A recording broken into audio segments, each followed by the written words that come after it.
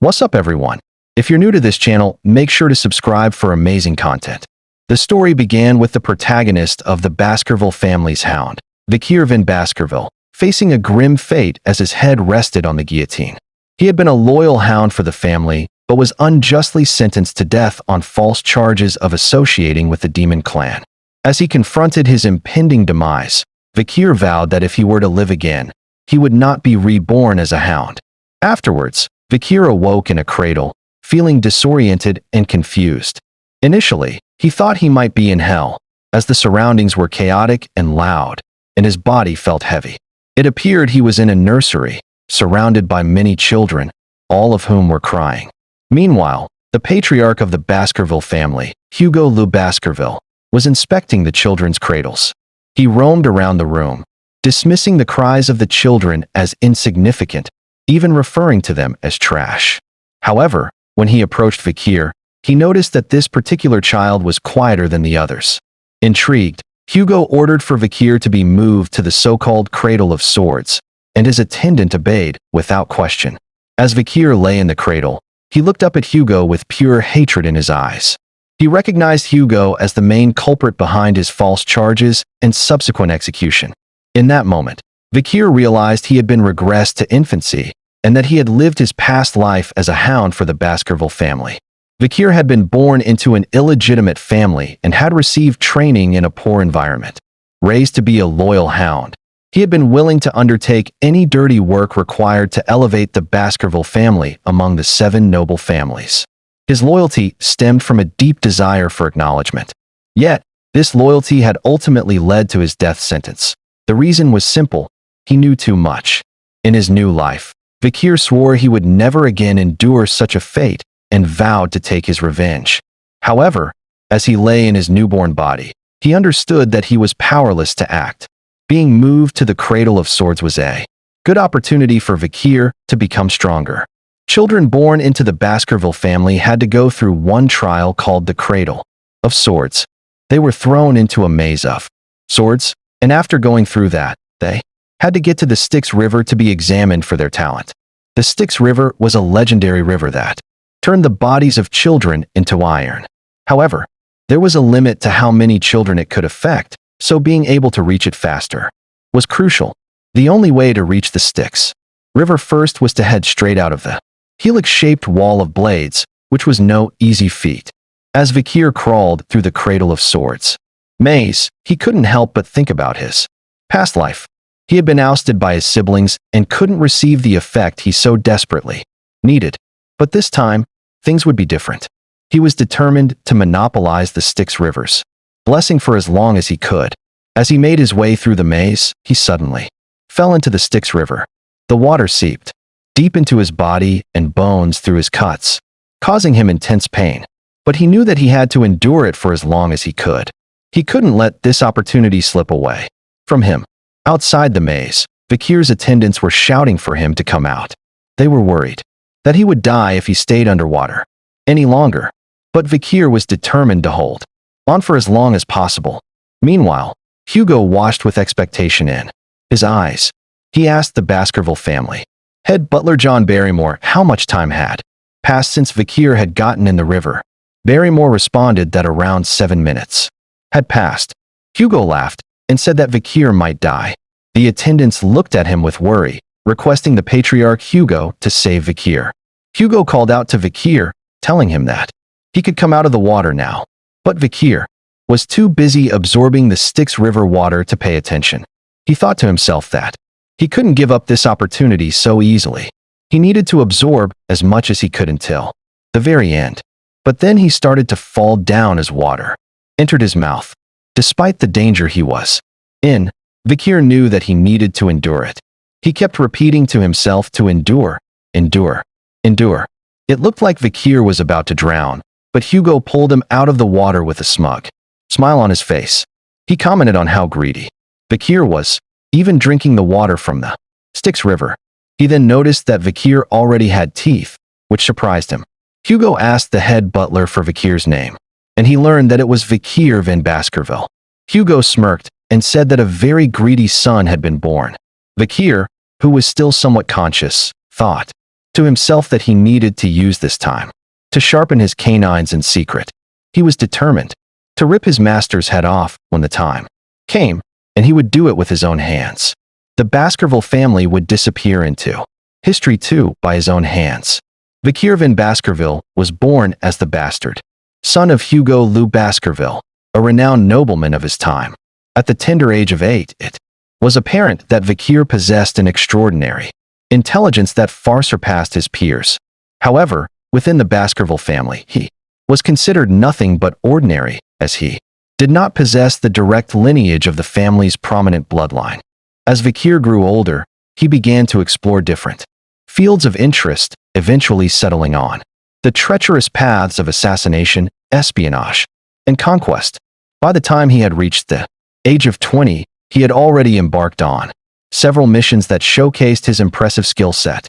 But despite his achievements, Vickier still felt inadequate in comparison to those of direct lineage. At the age of 30, the gate leading to the demonic realm had opened, signaling the beginning of a terrifying invasion by the demon clans. Vickier, now a seasoned warrior, stepped up to defend his realm, engaging in battles that saw him slaughter monsters left and right. For the next 5 years, Vickier endured through the era of destruction, fighting tirelessly to protect his people. And when the long war finally came to an end, it was the humans who emerged victorious. For his unwavering loyalty and bravery, Vickier was rewarded by the kingdom. However, the reward he received was not what he expected. Instead of being praised and celebrated for his efforts, he was met with defamatory accusations and false allegations. These unfounded claims led to Vickier's eventual execution by the guillotine's blade. Vickier sat up on his bed, realizing that he was in a nursery. He looked around and came to the realization that he had successfully absorbed the Styx River. This was a major achievement, and he knew that he now had a better starting point in life than before. Suddenly, he heard the door open and a maid entered the room. The maid seemed surprised and murmured to herself, saying why Madame had asked to place this sort of thing on the bed of the young master Vickier. Vickier was surprised to hear the maid refer to Madame, as he never expected anyone in the Baskerville family to give him, a bastard, a present. The maid left after placing a box in Vickier's bed. As Vickier saw the box opening, he was shocked to see 2 bloody mambas coming out of it. He wondered if Madame had sent them to assassinate him. Vickier knew that there were only a few people in the Baskerville family who would be referred to as Madame, and whoever it was, she was probably trying to reduce competition. As the mambas hissed at Vickier, he realized that they could kill all of the babies in the nursery. However, Vickier caught both the mambas with his bare hands. Filled with hatred, he thought that he would bring the entire Baskerville family down with his own 2 hands. The next day, the people of Baskerville were shocked to find the child sleeping peacefully next to the dead vipers. All the nannies who had been on shift that night were executed after torture, but the reason for the viper's appearance remained unknown. Only the young hound Vickier knew the truth. 8 years later, Vickier was back in class, listening to his teacher discuss the levels of swordsmanship. The teacher explained that if one cannot yet imbue their sword with mana, they are considered a sword beginner.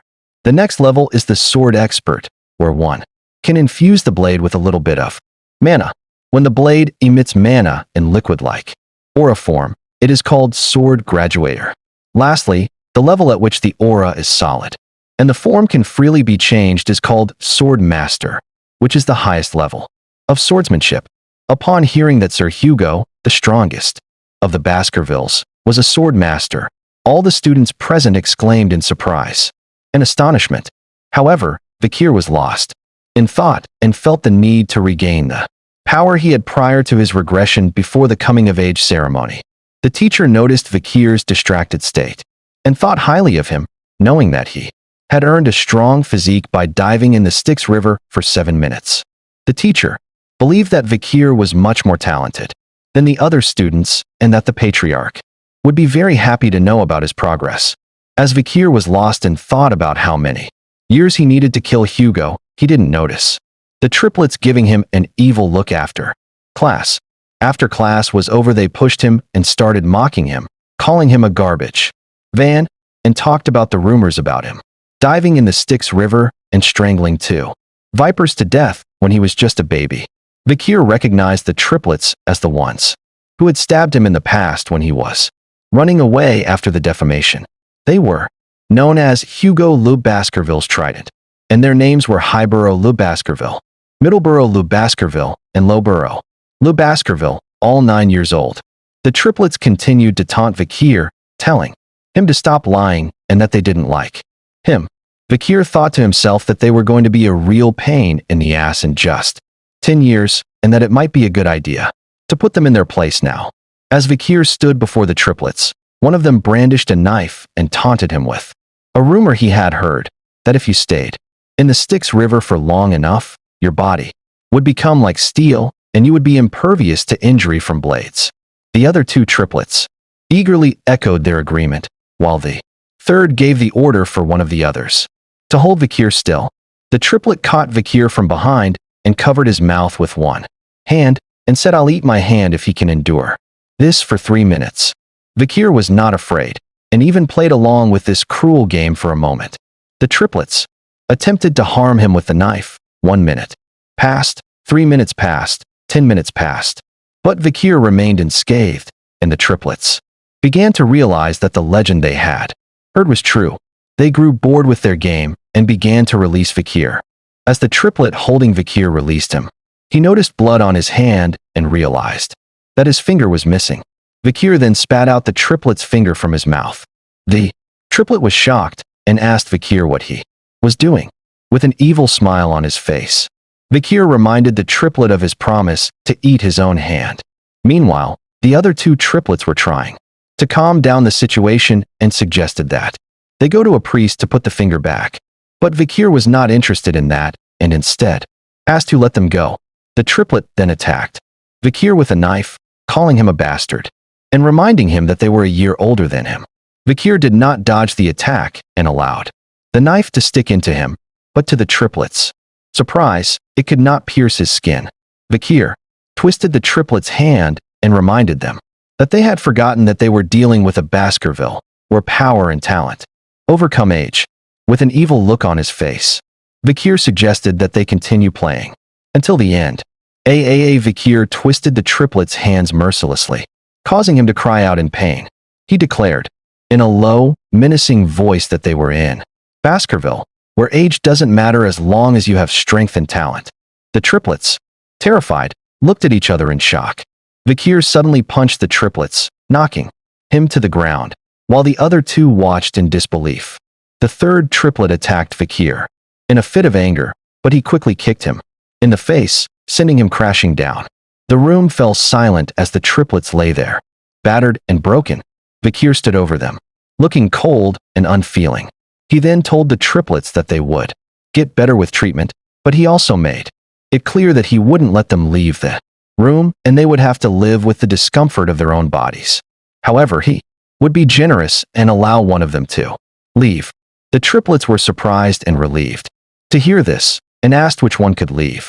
Vikir picked up a knife and threw it in front of the triplets, telling them that they would have to decide for themselves who would leave the room.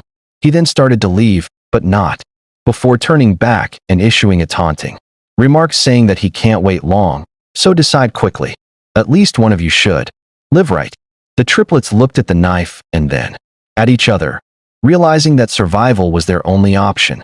They began to fight, each trying to grab the knife and gain the upper hand. The sounds of their struggle echoed through the room, and Vikir listened with satisfaction from outside. He had successfully caused the Triton of Baskerville to split, pitting brother against brother in a fight for survival. In the Patriarch's office, the head butler, John Barrymore, delivered some unsettling news to the Baskerville clan patriarch, Hugo Le Baskerville. The Morgue clan had been causing trouble in the Ruby mines, claiming it as their territory. However, Patriarch Hugo assured John that they would handle the matter when the Morgue clan reached out to them. John then reported on the interim evaluation of the juvenile fortress and informed the Patriarch that Master Vikir had scored the highest on the written exam. The practical exam was scheduled in 5 days, and the Guardian Knights had vacated the premises in preparation.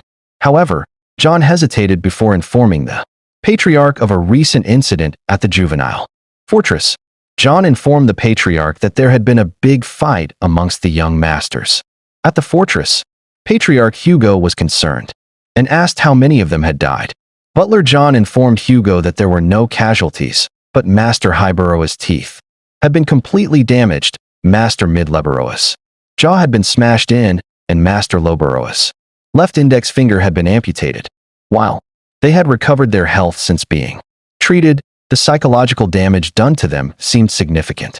Patriarch Hugo was taken aback and remarked that they wouldn't have fought amongst themselves, since they were so close.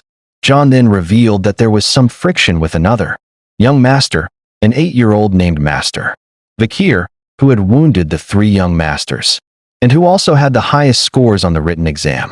After Patriarch Hugo expressed his concern about the incident at the juvenile fortress, he summoned Vikir to his office. Vikir arrived with a smile on his face, and Patriarch Hugo commented on how much he had grown since they last met. Patriarch Hugo then brought up the issue of Vikir disabling the 9-year-old triplets in his senior class. Vikir responded that the brothers had received proper medical treatment since then. However, Patriarch Hugo pointed out that he was not talking about physical disabilities, but the disability of the heart. He explained how the incident had torn the brothers' relationship apart and asked Vikir if he thought what he did was wrong. To this, Vikir responded with a question of his own, asking what did he do wrong. Patriarch Hugo pointed out that he had turned his brothers into a total mess. Vikir, with a confident look in his crimson eyes, replied that he was stronger, and how could the stronger person be wrong? Patriarch Hugo then revealed Vikir's brothers had forgiven him, yet he still didn't feel an ounce of guilt. Vikir seemed surprised by this news and asked they forgave me. Vikir suddenly recalled a memory before his regression.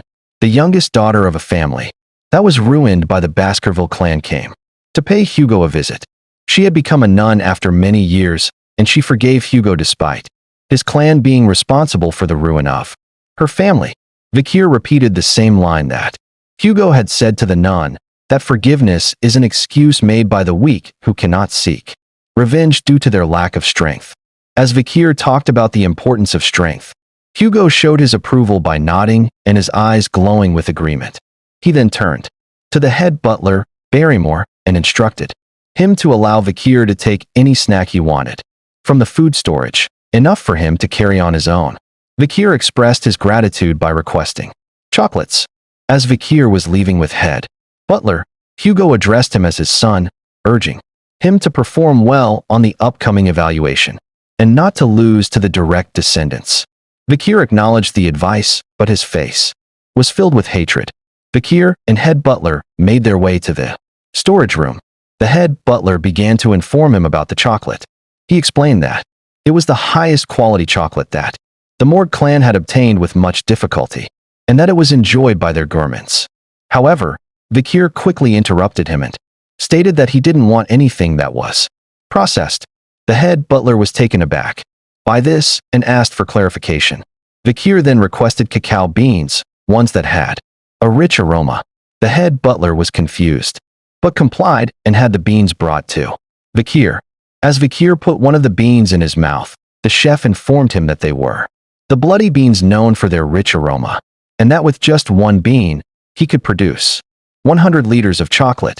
The head butler watched as Vikir ate the bitter bean and thought to himself that Vikir must really love chocolate to eat something so bitter on its own. And this was a good method to obtain more chocolate, as after being processed, he would have a huge amount of chocolate available. The chef asked Vikir if he wanted them to process the beans and send them to his room, but Vikir declined and said he would take them as is. The head butler was left wondering if Vikir just had peculiar tastes. Vikir had no interest in eating the chocolate, but he had a plan for the cacao beans. Vikir planned to use the beans in the upcoming practical exam in 5 days.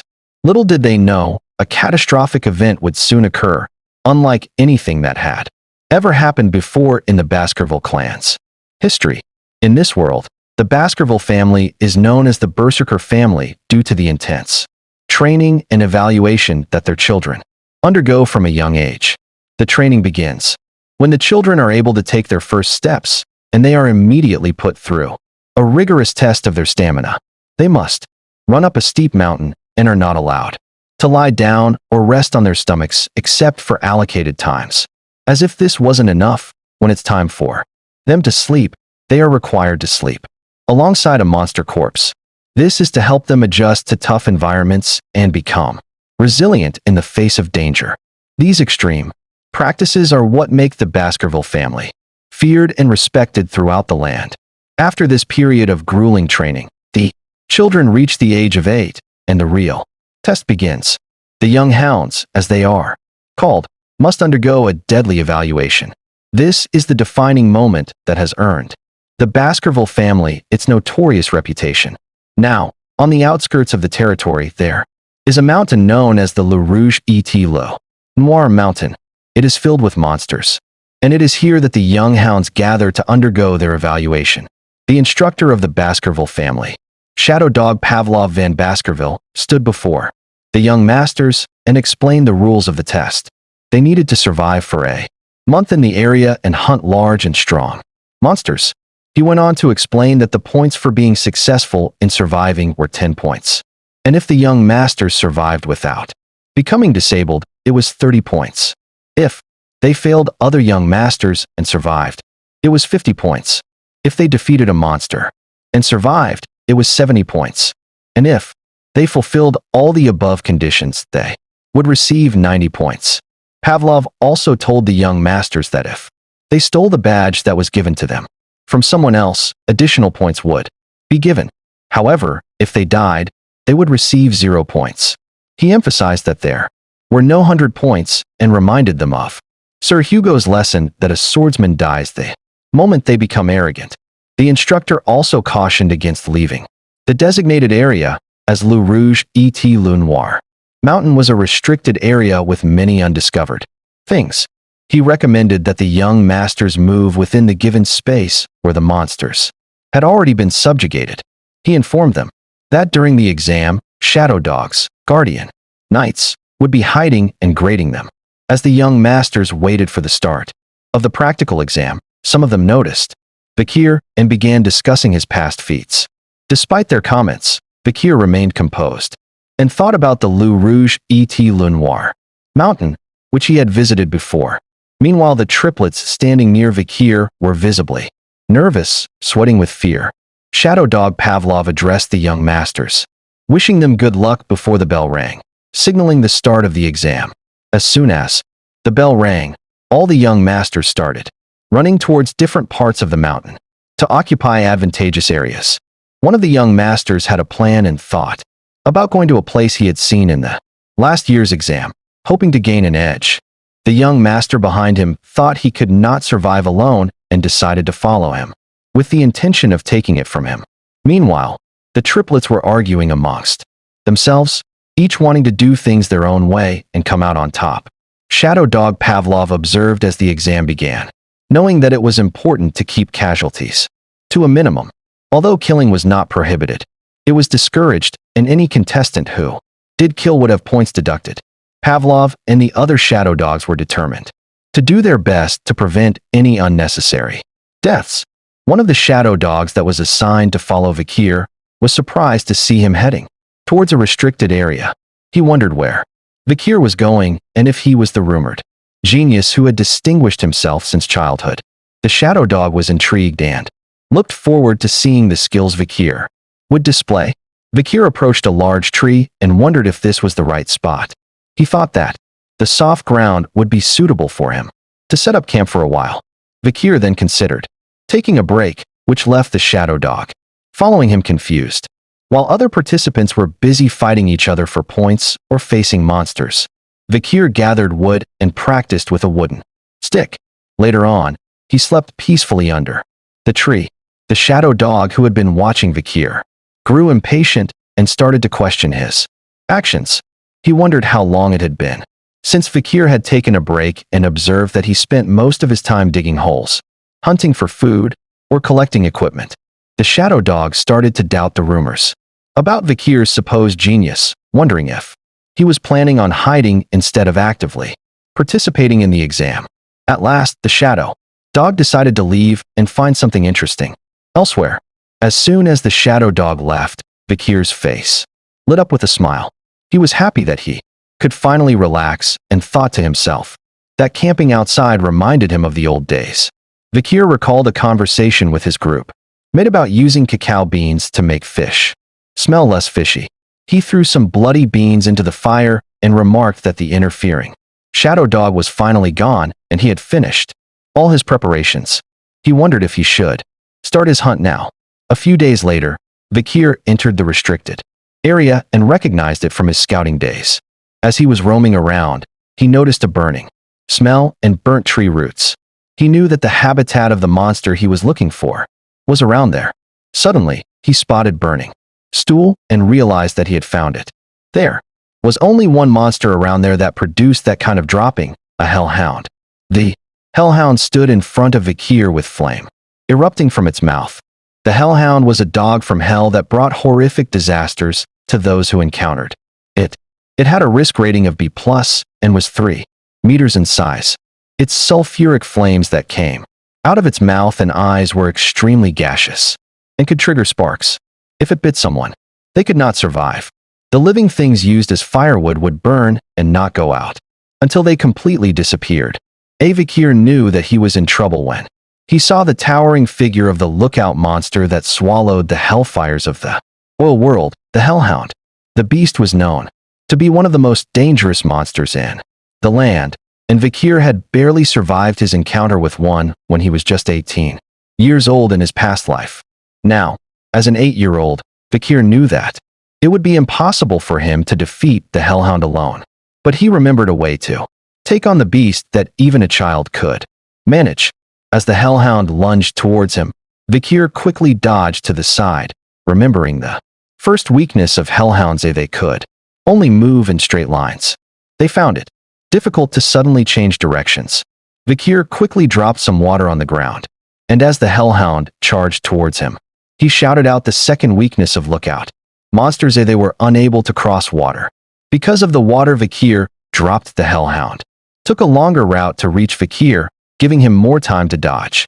Vikir knew that even a shallow depth of water could slow them down significantly, exposing the weakness common to all canine monsters, opening their mouth while running. Vikir found himself in another life-threatening situation as the bloodthirsty hellhound attacked him. But Vikir was prepared, and he threw a bloody bean into the monster's mouth, causing it to whimper in pain and become unable to move. Vikir explained that chocolate was poison to canines, and with the bloody bean's power to make 100 liters of chocolate with just one bean, it was obvious what it would do to a canine monster like the hellhound. He drew his sword and aimed for the hellhound's weak spot where the ribs were not present, the kidney. With a swift and decisive strike, Vikir pierced the hellhound's kidney, killing it easily. As he absorbed the energy called XP or karma from the defeated monster, Vikir felt his body getting stronger. He swung his sword and felt it becoming lighter, knowing that he was catching up to where he was before his regression before he even reached the age of 15.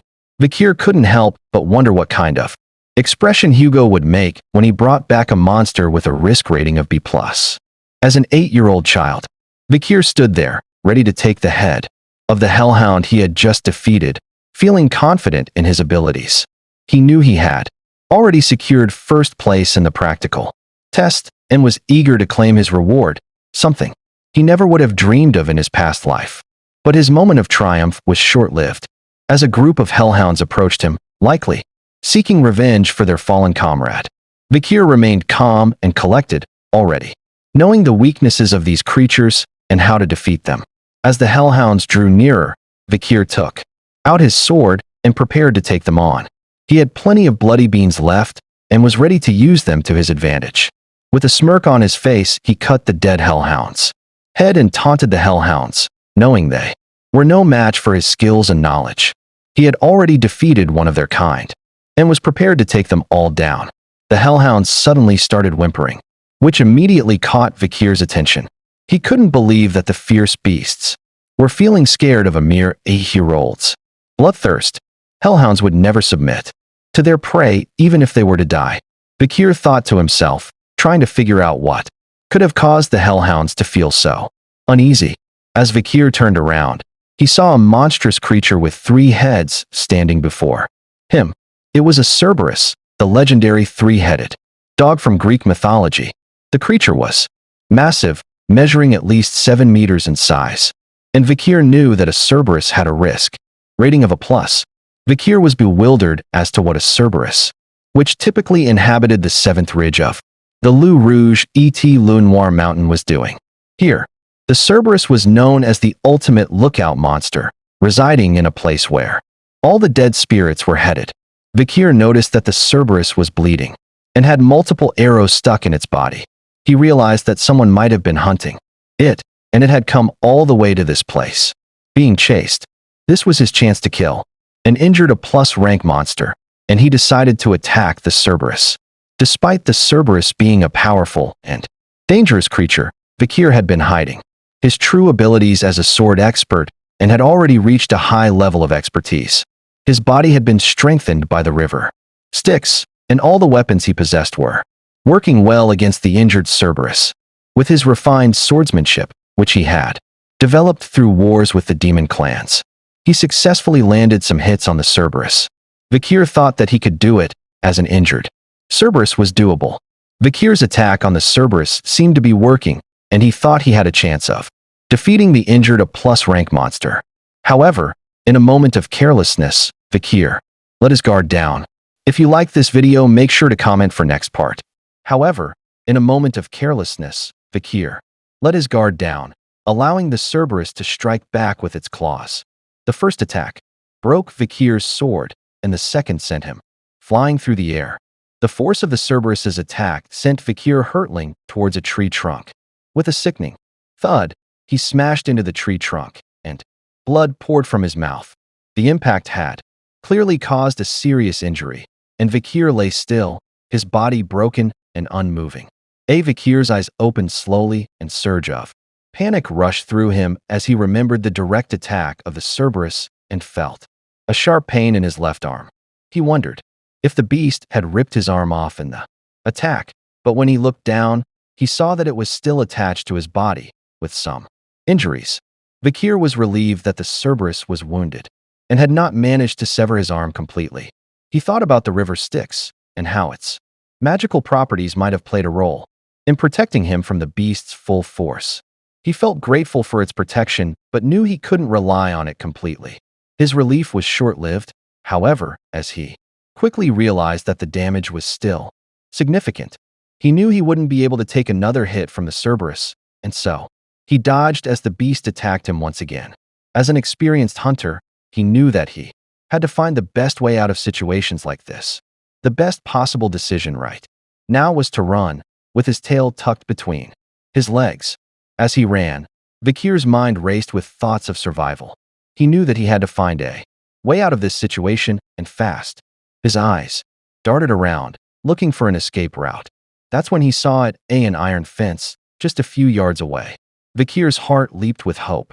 He knew that if he could get past that fence, he would be out of the restricted area and closer to safety. He pushed himself harder, running with all his might. With a burst of adrenaline, Vakir pushed himself through the gate, his heart pounding with relief. He had made it out of the restricted area, but he knew that he was not out of danger.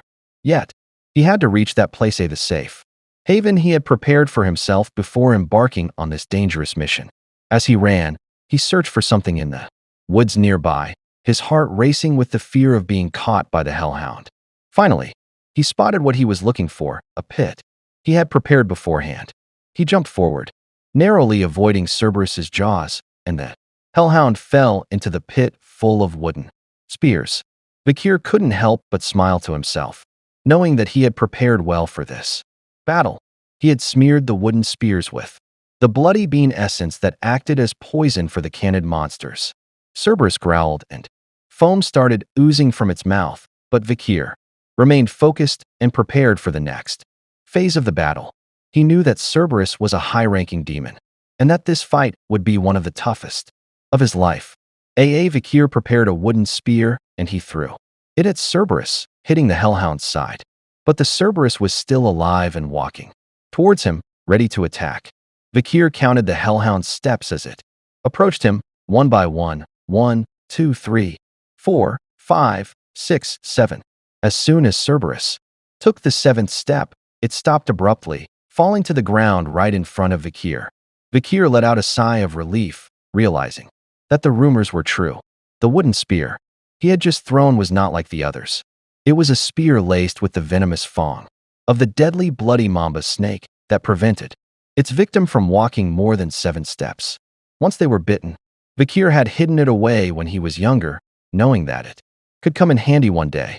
The energy emanating from Cerberus' body entered Vikir as he stood over the 3 lifeless heads of the beast. He marveled at the power he now possessed, but his mind quickly turned to the concern of how he was going to transport the massive body back. He knew that the cause of the Cerberus's death would be obvious to anyone who saw it, and he began to consider who might be his witness. Perhaps the guardian knight who had seen him carving the wooden spears could be of help. But then, Vikir's thoughts turned to something else entirely. The Cerberus was a gatekeeper, which meant that it was guarding something. A dungeon, most likely, that could be nearby.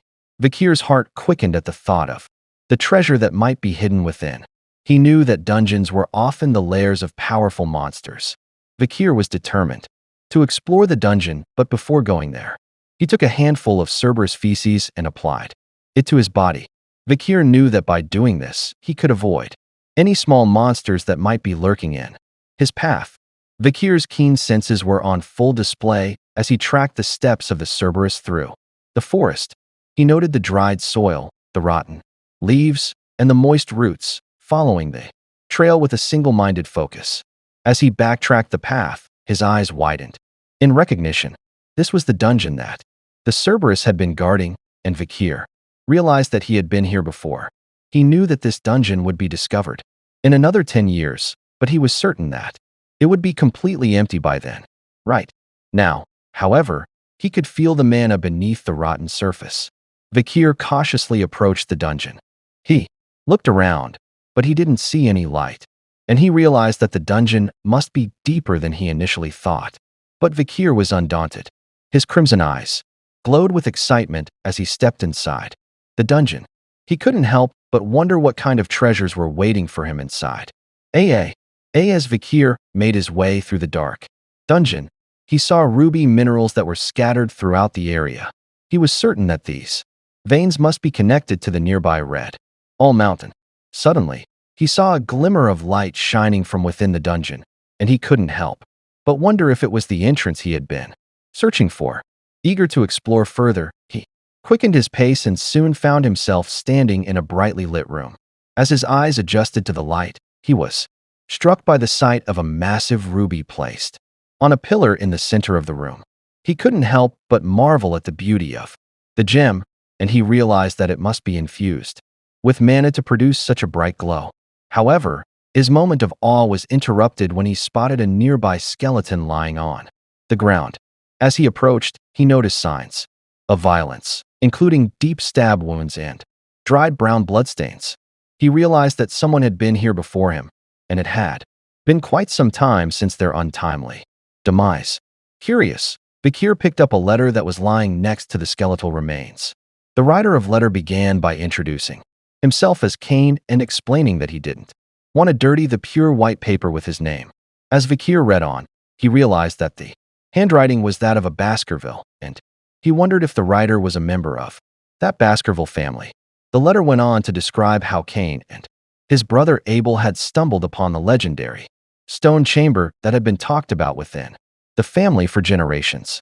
The two brothers had managed to navigate countless trials and kill many monsters in their quest to reach the chamber.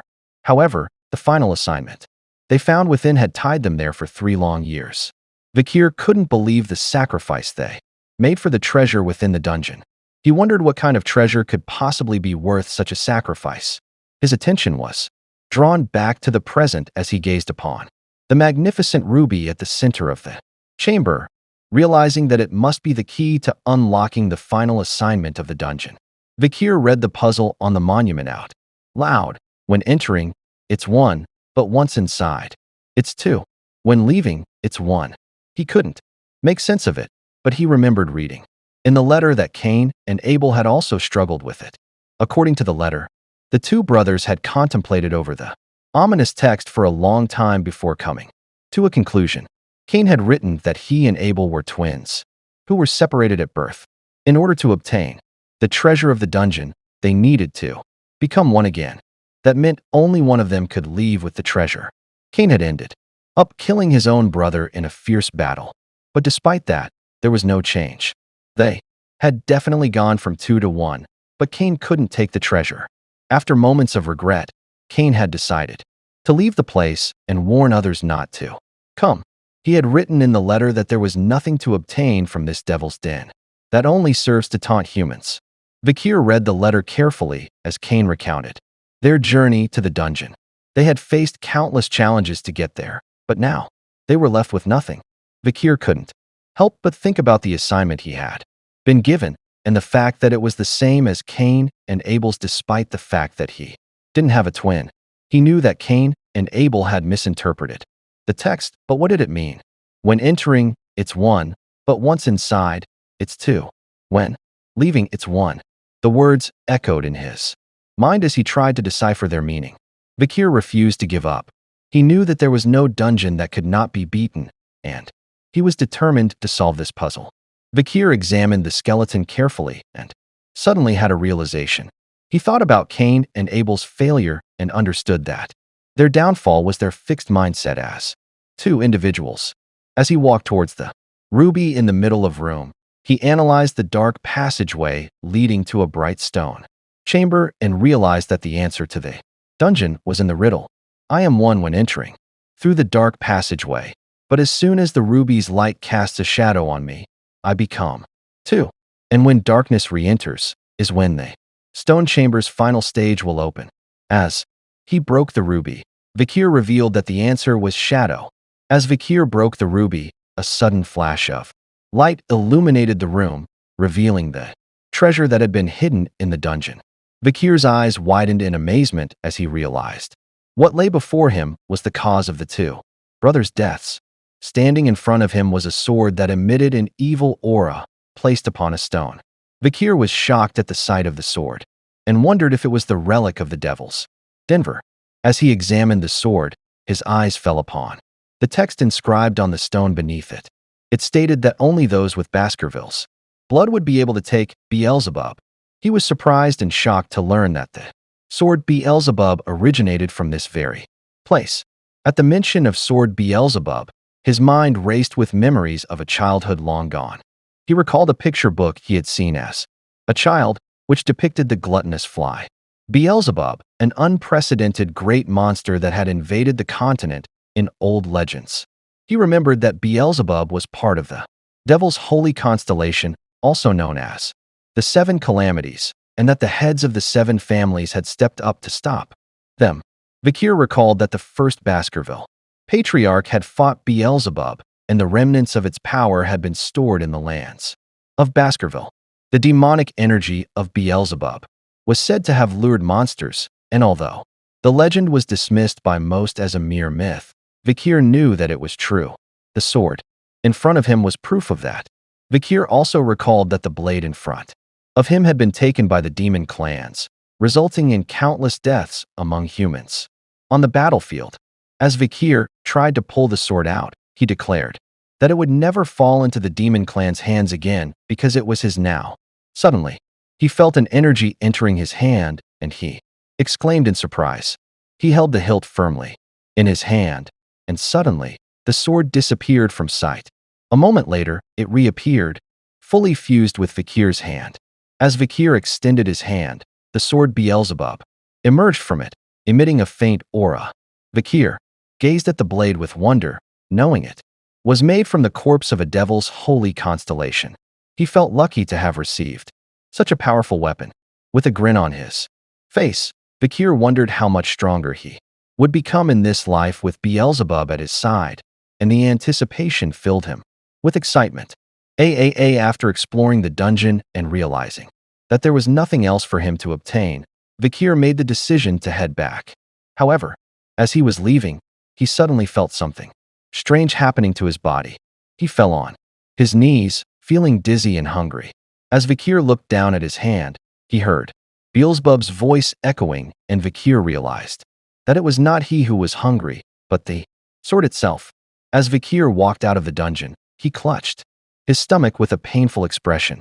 The hunger that had gripped Beelzebub had taken a toll on him, and he wondered if his sense of smell had been heightened as a result. Suddenly, Beelzebub began to pull Vikir towards a certain direction, tugging at his hand as if urging him to follow. Vikir ran in the direction that the sword was leading him, curious about what he would find. As he reached the location, he saw that it was the corpse of the hellhound that he had killed earlier. Vikir was surprised to see that Beelzebub was drawn to the corpse, and he extended the sword towards it. Vikir watched as Beelzebub absorbed the blood of the hellhound, feeling his own hunger subside. As the sword's voracious appetite was sated, he couldn't help but wonder if Beelzebub's hunger had caused the trees and soil in the nearby mountain to dry up. As he looked down at Beelzebub, Vikir felt a sense of responsibility towards the sword, and thought to himself, feeling a sense of frustration at Beelzebub's unpredictable nature. Beelzebub finished its meal, making a satisfied sound. Vikir watched as the sword's hunger was finally sated, and he took the opportunity to study its abilities. He looked at the slots on the sword and saw that Beelzebub's inherent ability was called Glutton of Flies. Vikir knew that this power allowed the sword to absorb the skills of its opponents, making it a formidable weapon in battle. However, the absorption amount was nearly infinite, which meant that countless people had lost their abilities and become obsolete. After facing Beelzebub, Vikir was aware of the hazardous nature of this power, and he knew that he could only steal up to 3 abilities for the sword. As he examined the first slot on Beelzebub, Vikir saw that it was now equipped with the Hemorrhage Hellhound skill, which was rated B+. This skill allowed the sword to constantly pump out the blood of its opponent, even through the smallest of wounds. Vikir suddenly got an idea and went to the dead Cerberus's body, with Beelzebub starting its work. However, Vikir tried to stop it, saying that it couldn't devour all of it, as he wouldn't be able to explain it during the autopsy if it was too damaged. Vikir lightly tapped Beelzebub on his hand and said, "Enough." Beelzebub cried out in pain like a little child. Afterward, Beelzebub now had all 3 slots full. Burn Injury Cerberus A+ rank, Hemorrhage Hellhound B+ rank, and High Speed Regeneration. Norvegicus Sewer Rat F rank. Vikir was surprised to see the High Speed Regeneration ability, and noticed a dead rat under the Cerberus. He realized that Beelzebub had consumed the sewer rat that was crushed underneath the Cerberus. Vikir thought it was a great achievement to have acquired the Burn Injury skill from the Cerberus, as thermalgia is one of the worst pains a human could experience. It would be much worse than the Hellhound's hemorrhage. Now that they were done preparing the monster to submit for the practical exam, Vikir suggested waiting there until it was over. The young hounds had completed their practical examinations and returned to Baskerville, where they eagerly awaited their evaluations. As the evaluations were done, the young hounds received a shield, sword, or necklace as their reward produced from the parts of the monsters the hounds had hunted during their exams. But one young hound, who had hunted one particular monster, had left a lasting impression on the Baskervilles who were present. Hugo, the patriarch of the Baskerville family, sat in his office, looking surprised as he asked his head butler a question. "Who caught what?" The head butler responded, informing him that Master Vikir van Baskerville, an 8-year-old hound, had hunted the Cerberus, an A+ ranking monster who had accidentally crossed over to the restricted area during the practical exam. Hugo was surprised that Vikir hunted a high-ranking monster that even the family's guardian knights tended to avoid. The head butler went on to explain that the monster had been wounded by the barbarian tribe and that Master Vikir had applied poison to his wooden spear to hunt the Cerberus, but there was no further information on what kind of poison it was or how he obtained it. Hugo was intrigued, but the head butler could only report what was written in the hunting journal. He had planned to ask Master Vikir about it, but the young hound had returned to his dorm, stating that he was quite tired. Hugo was amused, remarking that the little brat was already so sly. He believed that information was power, and power was worth something. The head butler couldn't help but express his shock, saying that he was surprised that a hound named Van, rather than Lu or La, was so talented. Hugo responded, saying that he did not discriminate based on a hound's bloodline. He raised hounds based on their talent and spite, not their lineage. This meant that even mutts could come from royal bloodlines. The head butler was left wondering if Hugo was concerned about his second son, who was preparing for isolation training. However, he didn't voice his thoughts aloud and simply apologized. Hugo dismissed his apology, but said that he needed a mood booster and head butler responded by saying that he will summon Master Vikir. Vikir stood in front of Patriarch Hugo, looking composed and confident. Hugo asked him about his success in catching the Cerberus during his practical exam, and Vikir calmly replied that he had used chocolate on his wooden spear, as it was a lethal poison for canid monsters. This surprised Hugo, who then realized the reason why Vikir had asked for chocolate before the hunt. The head butler, who was present in the room, was taken aback by the lack of a proper greeting between the two, wondering if this was really a conversation between a father and son. But the conversation continued, with Hugo asking Vikir why he had not responded properly when the butler had questioned him about the hunt. Vikir explained that the butler was not his master, and when Hugo asked who was his master, Vikir simply said that as he belonged to the clan, the master of the clan was his master as well. Hugo smirked as he congratulated Vikir on his successful hunt, telling him that as a reward, the monster's corpse would be his alone to claim, and as the highest scorer, he had the privilege of making a wish. Vikir's eyes lit up at the opportunity, and he knew exactly what he wanted. With a determined expression, he spoke his wish aloud, requesting access to the 10,000 Epistle Library. 10,000 Epistle Library was one of the largest libraries in the empire, located deep within the heart of the Baskerville clan. Hugo raised an eyebrow in surprise at the request, reminding Vikir that only the patriarch and second-in-command, along with their direct descendants, were permitted to enter the library. Undeterred, Vikir stated that he was willing to give up if it wasn't allowed, but secretly, he was already planning to sneak in. To his surprise, however, Hugo granted him permission to enter the library. Vikir was shocked, but it didn't end there. Hugo instructed him to read the Baskerville 6th technique, which was located within the 6th restricted zone. Deep inside the library, Vikir was taken aback as he heard that Hugo was allowing a child with the Van middle name to read the Baskerville 6th technique. It was unheard of for an illegitimate child to be allowed to go beyond the 4th technique. However, Vikir tried to stay calm and rationalize the situation. After all, it was only the 6th technique. But despite this, Vikir remained determined. He knew that Hugo was currently at the Baskerville 7th technique, and before his regression, Hugo was able to bear 9 fangs. But he hadn't forgotten about the discrimination he had faced as an illegitimate child, and he was determined to rise above Hugo's level. His goal was to obtain the greatest essence of Baskerville, the textbook of swordsmanship, containing the teachings of the first patriarch, who was able to subjugate the 7 great disasters. He knew that this book would be the key to his success, and Hugo will be the one to hand it over to him. As Hugo smiled faintly and wished Vikir good luck, Vikir bowed and thanked him. He knew that Hugo had no idea of the true value of the random book he was handing over, but that didn't matter to Vikir. He was confident that he would make the most of this opportunity and grow stronger beyond everyone's expectations. Vikir arrived at the 10,000 Epistle Library for the first time and gazed around in amazement. As he browsed through the books, he read out their names to himself: severing, incisors, grinding molars, piercing canines, snaggletooth that embeds twice, wisdom teeth that lay down, and other books on swordsmanship.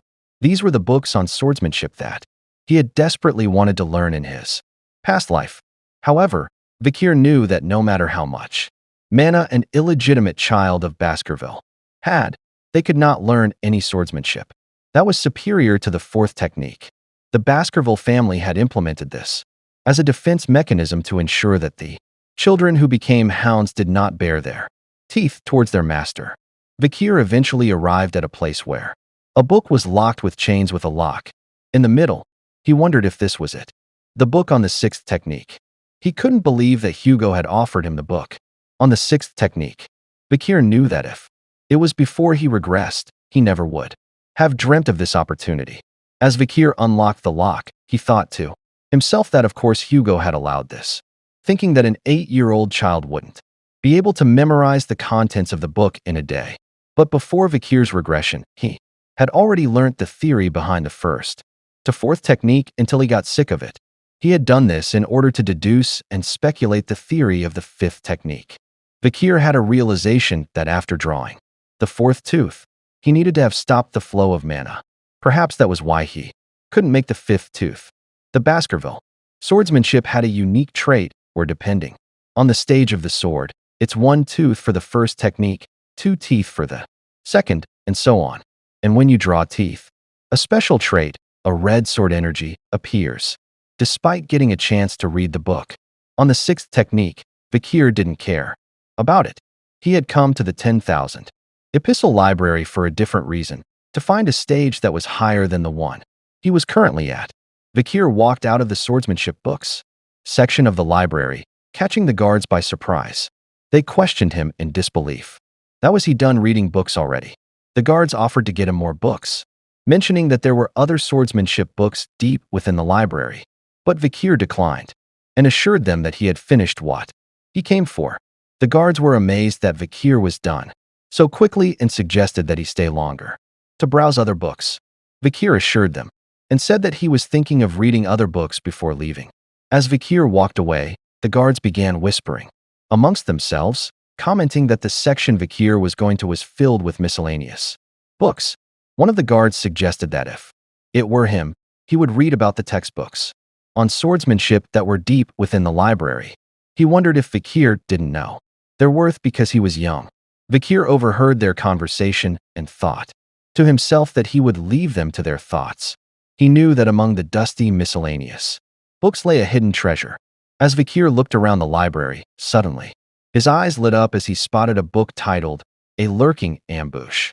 He reached for it and held it in his hands, knowing that it was the book he had been searching for. He examined it and noted that it was a useless miscellaneous book with ripped pages, but he knew its true worth. He remembered a time before his regression, when he was affiliated with the Hound Squad. They had found a single ripped page from a swordsmanship textbook with Baskerville's handwriting on it. Hugo, who was obsessed with finding the book that matched the page, had scoured the entire library and finally found it in A Lurking Ambush. The book contained the Baskerville ancestors' writings, including the 10th technique that Hugo had gone crazy over.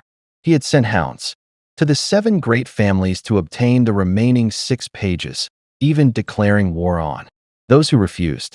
After the sacrifice of many hounds, all the missing pages were given to Hugo. But in the end, the only reward he received was a simple word, good job. Because of this, Hugo had broken through the 7th technique and achieved the 9th technique, but it came at a terrible cost. Under him was a pile of wasted hound corpses and blood. Vikir's eyes narrowed with anger as he recalled this memory and said that it was a stupid life. He knew he could not let it happen again.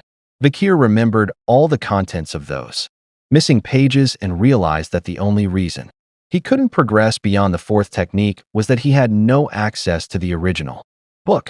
He knew that those missing pages held the key to mastering the techniques. Without them, the book was nothing but a collection of random and useless techniques.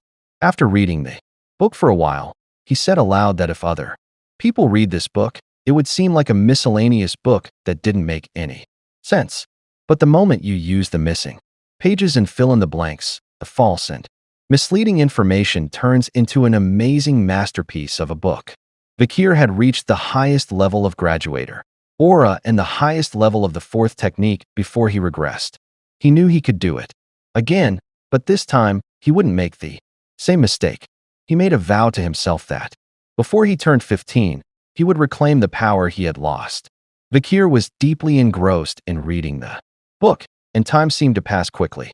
When he finally closed the book, he realized that the night had turned into day.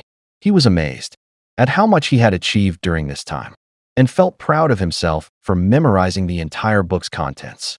As Vikir stood up, he took notice of his surroundings, and realized that the Guardian Knights were nowhere to be seen. He knew that he could not draw 10 teeth with a young body, but he was confident that currently he had the potential to achieve the 5th technique that he couldn't reach in his previous life. Vikir entered a focused and determined state. With the statue before him, he began to strike it with his Baskerville sword technique, unleashing his full power with each attack.